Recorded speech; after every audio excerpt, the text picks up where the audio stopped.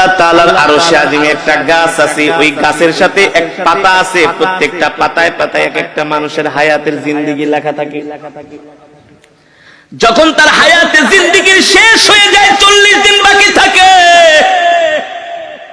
তার হায়াতের জিন্দেগির ওই গাছের পাতাটা হলুদ বর্ণ হয়ে যায় 40 দিন আগে।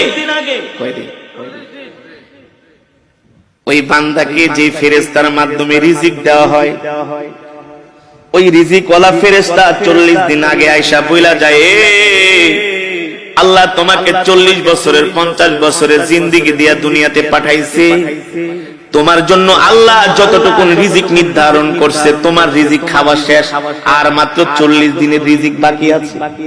কয়দিন?